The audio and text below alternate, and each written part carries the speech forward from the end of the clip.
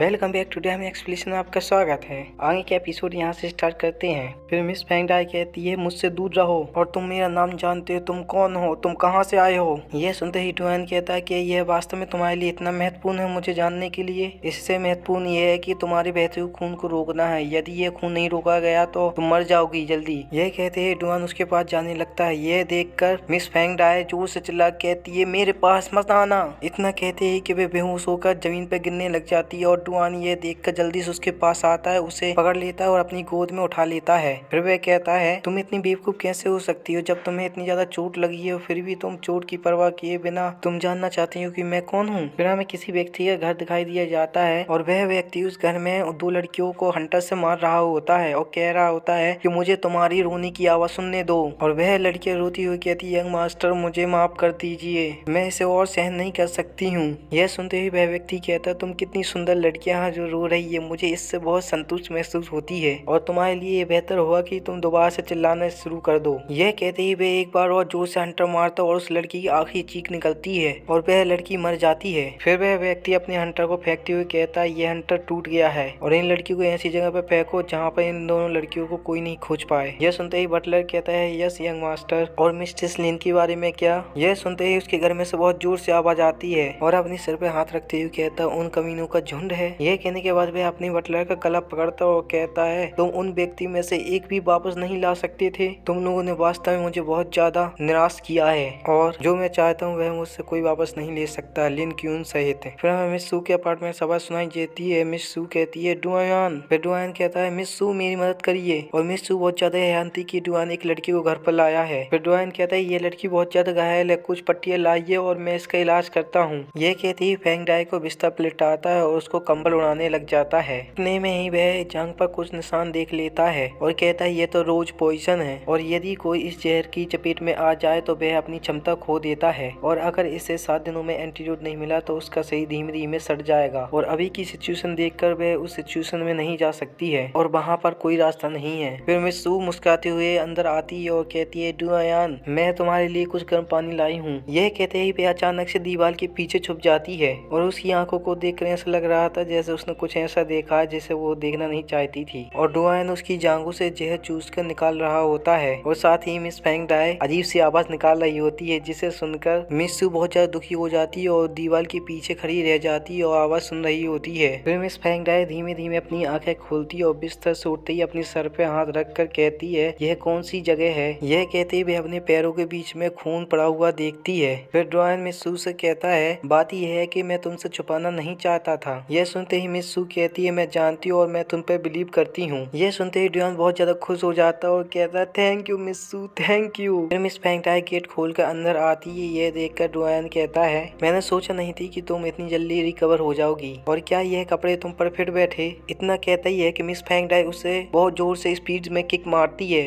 और डुआन उस किक से बच जाता है और ये सब देख के मिस सू हैरान हो जाती है। फिर डुआन सीरियस होकर कहता है कि तुम क्या कर रही हो। यह सुनते ही फैंगडाई उसे दोबारा से देखती है और बहुत जोर से किक मारती है उसके सीने में और डुआन इस किक से बच नहीं पाता है और ये किक उसे बहुत जोर से लगती है। फिर मिस फैंगडाई कहता है कचड़ा कहीं का और ये सुनते ही डुआन हैरान हो जाता है। फिर मिस फैंगडाई दोबारा से कहती यह तुम्हारे कार्य बिल्कुल भी माफी के लिए योग्य नहीं है और जब मैं कमजोर और डिफेंसलेस था तब तुमने मेरी प्राइड मुझसे छीन ली है और तुमने मेरे शुद्ध शरीर को अशुद्ध कर दिया है। और डुआन उसकी तरफ देखकर सोचता है कि मैंने यह कब किया, मैंने इसका शुद्ध शरीर को अशुद्ध कब किया है और साथ ही मैंने उसकी प्राइड कब ली है। भाई ये सब मुझे याद क्यों नहीं है। फिर मिस फैंगडाई उसकी तरफ बहुत तेजी से आती है और कहती मैं तुम्हें मार डालूंगी अभी। यह सुनते ही डुआन कहता है क्या तुम्हें कुछ परेशानी है और मन में कहता मुझे सबसे पहले उसे रोकना चाहिए। फिर हमें शहर की कुछ बिल्डिंग और कुछ चीजें दिखाई दी जाती हैं और यह वही विलन होता है जिसने मिस सिंह के साथ बदतमीजी की थी और यह किसी से बचकर भाग रहा होता है और कहता है मैंने कभी नहीं सोचा था कि मेरी ऐसी स्थिति भी होगी। यांग योंग चेंग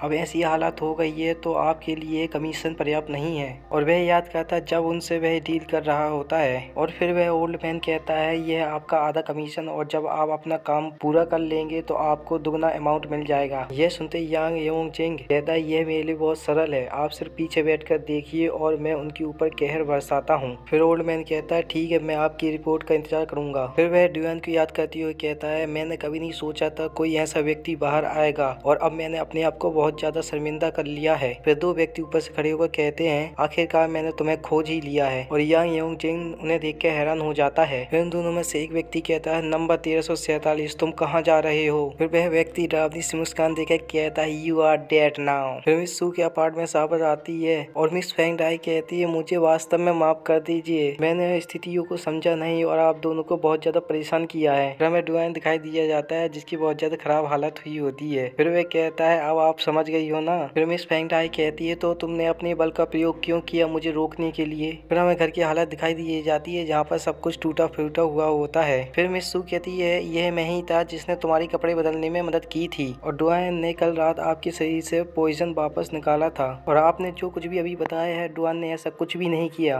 और साथ ही डुआन ने आपको आपके कमरे में अकेला छोड़ दिया जिससे आप जल्दी से रिकवर हो जाए। फिर डुआन अपनी गाल को छूकर मन में कहता है ये बहुत ज्यादा दर्द हो रहा है, तुमने इतनी ज्यादा बल का प्रयोग क्यों किया मेरे ऊपर। फिर मिस फेंग डाई तिरछी नजर से देखती है और शर्माती हुए कहती है तुम्हारा धन्यवाद मुझे ठीक करने के लिए। और मिस फेंग डाई वास्तव में बहुत ज्यादा सुंदर लग रही होती है। यह सुनते ही डुआन बहुत जोर से चिल्लाता है और कहता है तुम बहुत ज्यादा अजीब हो। यह सुनते ही मिस फेंग डाई गुस्से में आ जाती है और कहती है धन्यवाद, इसे कहने के लिए मुझे अपनी पूरी ताकत लगानी पड़ी, कृपया इसे स्वीकार करे। और उन्हें आपस में ऐसे लड़ते हुए देखकर मिस सू कहती है मेरे पास इतनी अजीब सी फीलिंग क्यों है और यह भावनाएं जा क्यों नहीं रही हैं और इस प्रकार की भावनाएं बस हो सकती हैं।